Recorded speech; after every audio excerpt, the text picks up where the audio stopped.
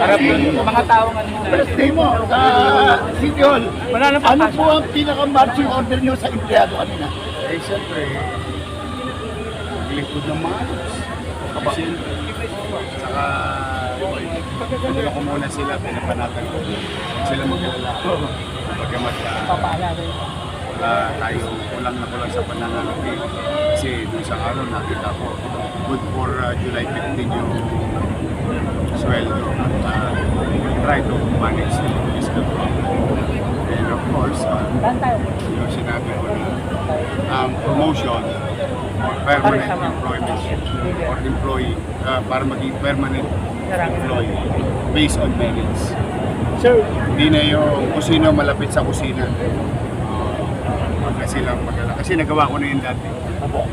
And I was honest enough and I said 98% ng promote ko nung araw, na-appoint nung araw na sa kanilang mga permanent employment. Hindi ko nakita. Hindi ko nakamay. Because I base it on Mayor, ano po magiging beneficial yung 7 to 4 na working hours po naman? At saka specifically para kanina po ito? I think they need it more than me. Kasi ako, wala naman ako 7 to 4. But as you can see, instead of me deciding on the matter that will benefit them, it's them who decided for it. Sino pong saklaw nito, Mayor? Lahat ng city ko. So 7 to 4 na siya. So matter of general. Except for department head, Mayor. Yun. Kasi mahirapan naman sila sa akin makapag 7 to 4 dahil pagka may aberya hanggang madaling araw, tumawag tayo. Pero talaga, working with me, I hope they can catch up. Pero siyempre, inuunawa pa rin natin. Pamisa-misa, nagkakasakit tumudukot.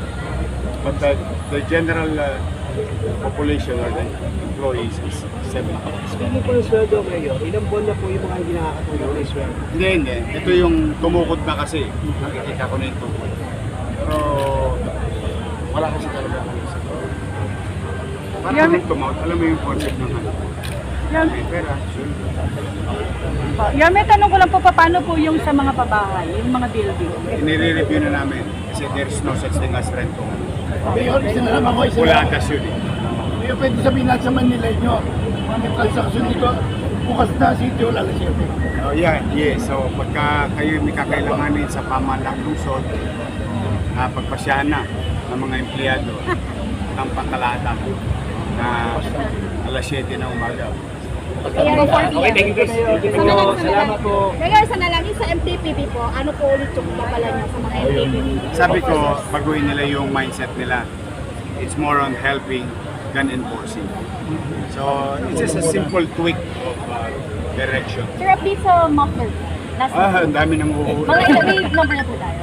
We'll get a report for over the weekend and the curfew. Yung nga pala, sa isang netizen na nag-post kahapon about yung riot, yung rambon ng mga bata. Nadali na kagabi yung mga minor de edad.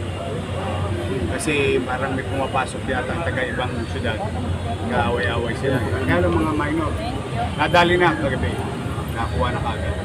So, whoever you are, if you're watching, concerned citizen, tinaga ko, nakita ko, pinorward ko, na-actionan na.